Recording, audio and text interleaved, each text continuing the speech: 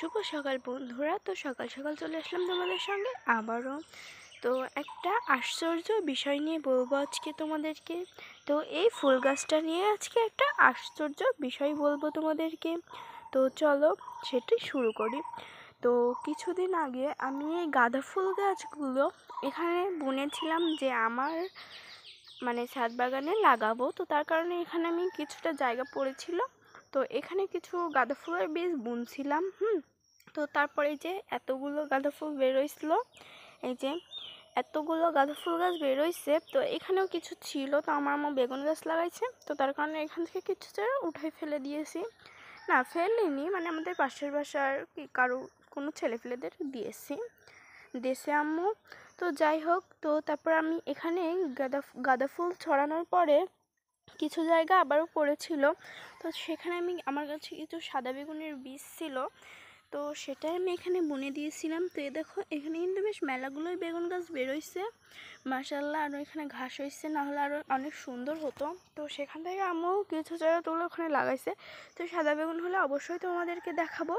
তো তারপরে আরও এই গাঁদা ফুলের ভেতরে আমি সেবার আমার ছাদ বাগানে শীতকালে একটা কসমস ফুলের চারা লাগাইছিলাম। তো সেটা আমার কাছ থেকে নিচ্ছিল 50 টাকা। তো সেখান থেকে কিন্তু এটা ছিল পিঙ্ক কালারের।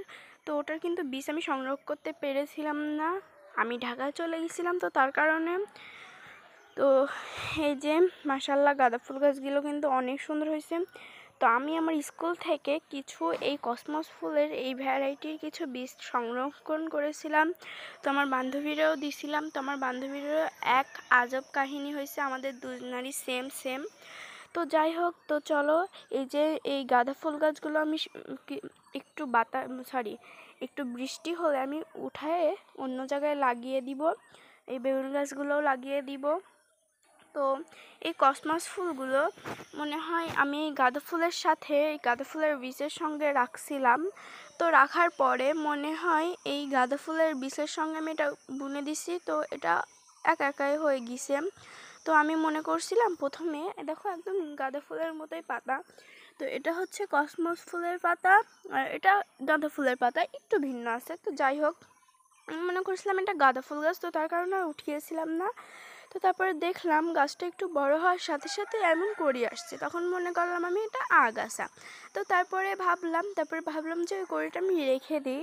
তারপরে কিছুদিন পর এমন হওয়ার পরে যে এমন ফুল হলো। তো তারপরে আমি ভাবছি যে হ্যাঁ, আমি তো স্কুল থেকে নিয়ে আসছিলাম। তো তারপরে আমার এই কসমস ফুলগুলো হয়ে গেছে মাশাআল্লাহ। দেখো এখানে কিন্তু 3টা গাছ আছে, তো এই একটা গাছ আর এই একটা গাছ আর মাশাআল্লাহ এই যে একটা গাছ, এই গাছটা একটু ছোট, তো সমস্যা নাই। আর এখানে দেখো 2টা গাছ মাশাআল্লাহ কত সুন্দর এই গাঁদা ফুলের ভেতরে। তো দেখো একটু দেখাই, মাশাআল্লাহ বলবে আপনারা সবাই।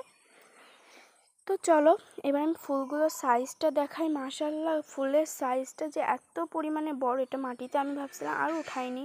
তো এবার ভাবছি এটা থেকে বীজ সংগ্রহ করে অনেক চারা বানাবো। এই দেখো এই যে এই ডালটাতে 3টে ফুল ফুটছে মাশাআল্লাহ। এই দেখো দেখায় দিই তোমাদেরকে আর একবার,